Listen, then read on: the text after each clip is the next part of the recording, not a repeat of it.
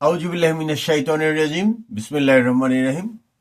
বাংলাদেশ মানবজোটের পক্ষ থেকে আমি কাজী মোশাররফ হোসেন। আজকের এই এপিসোডটি ভারতের একজন ইউটিউবার প্লাস সাংবাদিক সন্ময় ব্যানার্জির একটি এপিসোড। অগ্নি-5 ভারতের মাত্র 10 মিনিটে ঢাকাকে পানির তল করে দিবে। এই এপিসোডটির বিষয়ে কথা তখন বাংলায়। মামা, আমার রংটা একটু দেখেন মামা। এতে বোঝা যায় যে সুলতানি আমলেই হোক, মোগল আমলেই হোক, অথবা ওই সিন্ধু রাজা দাহিরে কে আক্রমণের পরেই হোক, এই পূর্ববঙ্গে ধীরে ধীরে আমাদের পূর্বপুরুষরা এসেছিল। তো মামা রাগ হন কেন, এত রাগ হন কেন? মামা বললাম এই কারণে যে দেখেন, এই যে আমাদের পূর্বপুরুষ যারা সেই যুদ্ধের নামেই হোক, ইসলামের বিজয়ের নামেই হোক, যখন এদিকে এসেছিল এই ভারত উপমহাদেশে, তখন কিন্তু কেউ ওই সেনাবাহিনীর সাথে ইংরেজদের কিন্তু থাকে এবং অন্যান্য জাতিরও থাকে, মহিলা সাথেই থাকে, কিছু রাখে তারা। কিন্তু এই মুসলমান যারা, এরা কিন্তু ওই কোনো উমেন রাখতো না। তো স্বাভাবিকভাবেই তারা ইসলামে না, এটা হিন্দু ধর্মে আছে অসুর বিবাহ। বলা যায় যে অসুর বিবাহের মাধ্যমেই মুসলিম জনসংখ্যার বৃদ্ধি হয়েছে, আবার অনেকে ধর্ম গ্রহণও করেছেন। বিশেষত অনেকেরই দেখবেন যে নবশূদ্রের যে পদবি আছে, সেই পদবিগুলো দেখবেন অনেকেরই আছে, অনেক মুসলমান নামই আছে। তো ধরে নিতে পারেন যে তারা ধর্মান্তরিত হয়েছে, কারণ মুঘল আমলেও কমপক্ষে 65% সৈন্যই ছিল আবার হিন্দু। তারা লোভের কারণেই হোক বা ইসলাম ধর্মকে ভালোবেসেই হোক, এই ধর্মটা কিন্তু গ্রহণ করেছিল, এই ইসলাম ধর্মটাকে। তো মামা বললাম এই কারণে যে এই পাক ভারত উপমহাদেশের যে মুসলিম সমাজ, এরা কিন্তু এই কোনো না কোনো ভাবে হিন্দু মহিলাদের পানি গ্রহণ করেছিলেন বা বাধ্য করেছিলেন। যাই হোক, সে কালের প্রশ্ন। সেই হিসাবে আপনারা মামাই হন যত হিন্দু আছেন, আর আপনাদের স্ত্রীরা মাসিই হন। তো এই বাংলাদেশ যেহেতু সংখ্যাগরিষ্ঠতা পেয়েছিল, আপনার কলকাতা যদি ওই সময় সংখ্যাগরিষ্ঠতা পেত, তবে কলকাতা হয়তো এই বাংলাদেশের অন্তর্ভুক্ত হতো, আপনিও বাংলাদেশি হয়ে যেতেন। একইভাবে ত্রিপুরা, আসামের কথা একইভাবে প্রযোজ্য। আমরা দেখেন এই ভাষাটাকে গ্রহণ করে নিয়েছি, এই বাংলা ভাষা, আপনাদের ভাষা আর কি। এখন এই বাংলা ভাষাতেই কথা বলতেছি, বাংলা ভাষাতেই আহ্বান জানাচ্ছি। আপনারা ওই গুজরাটের লাতিগুতা খায়া ইন্ডিয়ান হয়ে থাকেন, কোনো সমস্যা নাই, অথবা দিল্লির লাতিগুতা খেয়ে থাকবেন, ওই দিল্লির অগ্নি-5 ব্যাপারে খুব খুশি থাকবেন। আমরা কিন্তু তা না। আপনাদেরকে ওই মামা বলি, ভাই বলি, দাদা বলি, আমরা কিন্তু যাই বলেন, আমরা কখনোই আপনাদেরকে অবহেলা করতে চাই না। কিন্তু আপনাদের ওই যে সিকিউরিটি গার্ড যেটা ভারতের, এটা তো মনে করেন যে পশ্চিমবঙ্গ বা এই মেঘালয় বা ত্রিপুরা বা মিজোরাম, যাদের সাথে আমাদের বর্ডারটা আছে আর কি, তো এদের কোনো বাহিনী নিয়ন্ত্রণ করে না, এটা করে খোদ দিল্লি। এবং সেই হিসাবে দেখা যায় যে প্রায়ই যে কোনো কারণেই হোক, আমরা কিন্তু এটা একদমই সহ্য করতে পারি না। এবং এই ব্যাপারে এই যে আপনাদের যে পররাষ্ট্র সচিব বিক্রম মিশ্র সাহেব এসেছিলেন, তাকেও জানানো হয়েছে বিষয়টা। তো আপনারা স্বপ্ন দেখেন, দেখেন, অসুবিধা কি? যাদের সাথে আপনার ওই ভাষায়ও মিলে না, আমার সাথে ভাষায় তত মিলে। যেই নদীর মাছ আপনি খান, আমি খাই, একই ধান খাই। ওই একটু আগে আবার পেঁয়াজের খোঁটা দিলেন। আগে জানতাম, হ্যাঁ, আমাদের গ্রামে আর কি দেখতাম যে হিন্দুরা পেঁয়াজ খায় না, কিন্তু এখন যে হিন্দুরা এত পেঁয়াজ খায় যে কিনতে গেল এত দাম চড়া থাকে, বুঝলেন না? এই যে একটু আগে বলতেছিলেন আর কি পেঁয়াজের দামের কথা, ধান চালের দামের কথা। তো কি আর করা, আপনারা বেচবেন, আমরা কিনে খাবো।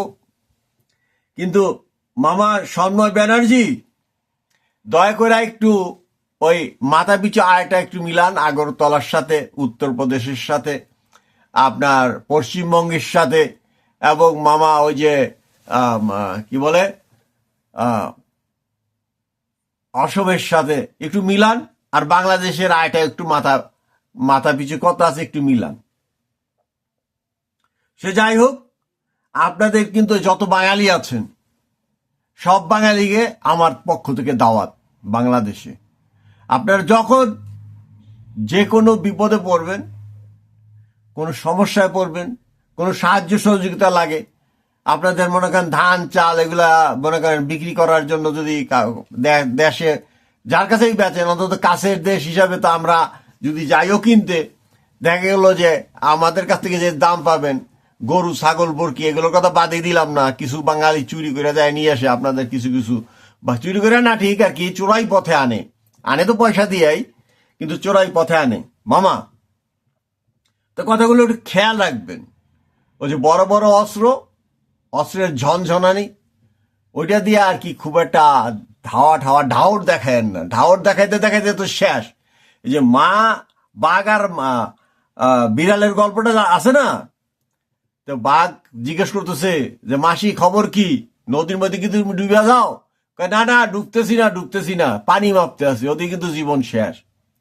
তা আপনারা যখন দিল্লির দিকে তাকায় থাকবেন, তাকায় থাকতে তো আপনাদের তো আমাদের জীবন শেষ হয়ে যাবে। হ্যাঁ, আমরা বলবো না যে আমাদের সাথে চলে আসেন, বলবো না। তবে ইউনাইটেড বেঙ্গলের একটা প্রস্তাব থাকলো আর কি, বাংলা, বিহার, উড়িষ্যা, আপনারা ওই দিল্লির দিকে যতদিন থাকবেন আপনাদের ওই দারিদ্রতা ঘুষবে না, এটা মনে রাখেন। বাংলাদেশের টিকেও ছিটতে পারবেন না। বাংলাদেশের জনগণ আপনাদেরকে ভালোবাসে, মন থেকেই ভালোবাসে। হ্যাঁ, কিছু কিছু জায়গায়, সব জায়গায় দুর্বলতা থাকে। আপনাদের বড় দেশ, আপনাদের হাসপাতালের ভিতরে যেটা রিসার্চ করার একটু ক্ষমতা বেশি থাকে, আমাদের হয়তো অতটা নাই, অথবা আমরা একটু নজর দেই নেই। তবে যাই হোক, এই যে ভিসা কমাই দিছেন, তারপরে আপনার কি বলে, এটা আমি খুশি, ব্যক্তিগতভাবে খুশি। আবার এই যে পেঁয়াজ, জানেন তো বাংলাদেশ পেঁয়াজ এখন প্রায় স্বয়ংসম্পূর্ণ, চালেও স্বয়ংসম্পূর্ণ। হ্যাঁ, অস্ত্রের দিকে যেতে চাই না, কিন্তু কিছু কিছু লোক বুঝেন না, ওদেরকে তো ওই কিছু কিছু তো আছে এখানে, মনে করেন রাজাকারের কুরুক্ত তো কিছু আছে এখনো, ওরা যুদ্ধটাকে বেশি পছন্দ করে। আমি নিজে ব্যক্তিগতভাবে যুদ্ধটা পছন্দ করি না, কারণ প্রথম ক্ষতিটা হবে মামা আপনার, প্রথম ক্ষতিটা হবে আপনার আর আমার, দিল্লির কিন্তু কোনো ক্ষতি হবে না। হ্যাঁ, ওরা তো দিল্লিতে বসে থাকবে, আপনি মিসাইল দিয়ে যে আমার এখানে মারবেন, আমরা ছোট মিসাইলে তো মারবে বাংলাদেশ নাকি? তো ওইটা তো যাবে কলকাতায় পড়বো, অথবা আসামে পড়বে, অথবা ত্রিপুরায় পড়বে, ওই আমার বাঙালি। বুঝলেন মামা? একটু এইভাবে চিন্তা করেন যে 47 সালে ওই যে বাংলাটা ভাগ করছেন না, হ্যাঁ, এই জন্য কিন্তু এত কাহিনীগুলো হইতেছে। কিন্তু ওই সময় যদি গ্রেটার বেঙ্গলের কনসেপ্টে বিশ্বাস করতেন, বাংলাদেশের সেই তৎকালীন বিশাল নেতা আপনার প্রধানমন্ত্রী, বাংলার প্রধানমন্ত্রী, এই বাংলা প্রধানমন্ত্রী কিন্তু এই আসাম সহ বাংলা, এখন তো আপনাদেরকে ছোট ছোট করতেছে। দিল্লি হয়তো অচিরেই আপনাদের যে কি বলে ওই উত্তর উত্তর উত্তরবঙ্গ মানে পশ্চিম বঙ্গের উত্তরাংশ আবার ছোট্ট করে আলাদা কইরা আবার ওইটাকে আপনাকে ওই জুজুবুরির ভয় দেখাইয়া যে চিকেন নেক লয়ে যেতে পারে পাকিস্তান, তো এটা আমার হেডকোয়ার্টারের আন্ডারে নিয়ে আসি, আপনাদের ওই কি বলে আপনাদের সেন্ট্রাল গভর্নমেন্টের আন্ডারে নিয়ে যেতে পারে আর কি। কাজেই আপনাদের পাশার কাপড় কিন্তু থাকতেছে না, ওইটাতে একটু নজর দেন প্লিজ। হ্যাঁ, নিজের পাশার কাপড়টা ঠিক রাখেন। আমাদের দরকার নাই, আমরা যেইটুক জায়গায় আছি আলহামদুলিল্লাহ আমরা খুব ভালো আছি, খুব শান্তিতে আছি। কিন্তু আপনারা যে আচরণগুলো করেন, এই আচরণগুলো একটু করেন, পরিত্যাগ করেন বা মনটাকে উদার করেন। যখন খ্রিস্টান কমিউনিটি দেখেন তখন তাকে পাশার কাপড়টা উদলা করে দিয়ে বয়ে থাকেন। হ্যাঁ, তখন আর কোনো বেজাতি হয় না। খালি মুসলমান দেখলেই আপনাদের নাক কুচকাই যায়। নাক কুচকালে কোনো লাভ নাই, কারণ যারা প্রকৃতপক্ষে মানুষ তারা ভালোবাসবেই। এই যে মুসলমান এটাকে ভালোবাসবে, কারণ এই যে অসাম্য, এক প্লেটে বসে খাওয়া, আপনারা যদি বলি আসেন এক প্লেটে বসে খাই, এক টেবিলে বসে খাই, ব্যানার্জি বাবু, মামা ব্যানার্জি আপনি তো খাবেন না, ঠিক আছে? অথচ ওই যখন খ্রিস্টান দাদারা ডাক দেবে তখন কিন্তু দৌড় বাইরে যাবেন, আবার দলও বানাইছেন। হ্যাঁ, সেই বাংলা বিহার উড়িষ্যার মতো হিন্দু বৌদ্ধ খ্রিস্টান ঐক্য পরিষদ। তো দেখেন অবস্থা, মিজোরামে 50% গেছে এখন খ্রিস্টান হইয়া, লাগছে কেচাল আরো লাগুক। মেঘালয়ে আপনার প্রায় 70% খ্রিস্টান হয়ে গেছে, সেই ব্যাপারে তো কোনো হেডেক নাই। কারণ ওরা যদি স্বাধীন হইতে চায় তা আমাদের কি কিছু করার আছে, বলার আছে? কাজে ওই চিন্তাটা করেন, ঠিক আছে? আপনাদের নিজের ঘরের চিন্তাটা করেন। খালি ওই বর্ডার সাইডে কোনো লোক যদি যায়ও, একটা গরু চুরি করতেও যদি যায়, চুরি তো না, ওই যে কি বললাম, কেনা গরু যদি আনতে যায়, ওই আপনার ওই বিএসএফ দিয়া তাদেরকে মাইরেন না, ঠিক আছে? তাদেরকে কিছু জরিমানা করেন, আমরা টাকা পয়সা দিয়ে তাদেরকে সারাই নিয়ে আসবো। কারণ লোভী মানুষ সারা পৃথিবীতেই আছে। হ্যাঁ, আপনি নিজের কাছেই প্রশ্ন করেন না, লোভ লালসা মানুষ বলেই আছে। কিন্তু এই কিছু লোভী এবং কিছু গরিব লোক যারা এই বর্ডারে এই কাজগুলো করে তাদেরকে আর মাইরেন না। মানুষের মৃত্যু ঘটানো একটা বিশাল অপরাধ। আমি জানি না আপনাদের হিন্দু ধর্মে কি বলে, যে মানুষ হত্যা করা কোনো অপরাধ কিনা। হ্যাঁ, এটা আপনি দেখেন হিন্দু ধর্মে খুলে ঠুলে দেখেন সেখানে কি বলে। তা মামা সন্ময় ব্যানার্জি, আপনাকে মামা বইলে সম্বোধন করলেন, ভাইনারা ওই আপনাদের দেশেও আছে মনে হয় কিছু অত্যাচার করে। এখন কি করবো, মুসলমান হয়ে গেছি, কিছু অত্যাচার করবো আপনাদের সাথে। হ্যাঁ, এটা একটু মাইনে নেন, একটু মাইনে নেন। হ্যাঁ, আর এই কিছুদিনের মধ্যে আমাদের এই গরিব এখন মনে করেন ধান খেত চান খেত এগুলো চাষবাস করতে চায় না আর কি, খালি পড়ে থাকবে। আমরা মনে করেন ওই পান্ডে কন্ট্রাক্টে আসবেন বাংলাদেশে, অথবা 6 মাসের ভিসা দিয়ে দেবো, আসবেন, ওই জমি জারাইতে কাজ টাজ করলেন, কোনো সমস্যা নাই। গরিব সব দেশেই আছে, আমাদের দেশে কিছু গরিব আছে, কিন্তু আপনার দেশ গেলে তো মেরে ফেলায়, গুলি করে দেয়, শাটডাউন করে দেয়, বুঝতে পারছেন? তো যাই হোক, আজকে এই পর্যন্তই। আমাদের দেশেও কিছু লোক মিছিল মিটিং করেছে, কারণ ওই আমাদের একটি কনসাল অফিসে যায় কিছু দুর্বৃত্ত হামলা চালাইছে। এবং আপনাদের দেশের সরকার সেটা কি করেছে, সেটাকে প্রোটেক্ট করতে ব্যর্থ হয়েছে আপনাদের সরকার। হ্যাঁ, কিন্তু যাই হোক, এটা যে আন্তর্জাতিক যে নিয়ম আছে সেই স্ট্যান্ডার্ডটা তো আপনাদেরকে মানতে হবে। হ্যাঁ, কিছু কিছু সরকারি কর্মকর্তাও উল্টাপাল্টা বলেছে কিছু, তা যাই হোক, হয়তো টলারেট করতে পারে নাই এই মুহূর্তে। হ্যাঁ, এই জন্য বলেছে।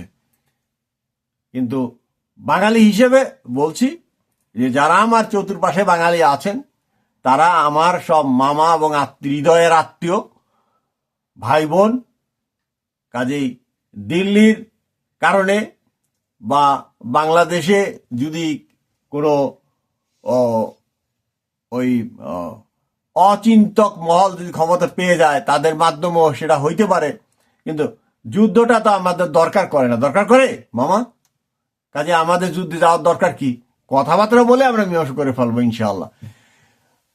পৃথিবীর সকল মানুষ সুখী হোক এই কামনায় বাংলাদেশ মানব জোটের পক্ষ থেকে আমি কাজী মোশাররফ হোসেন।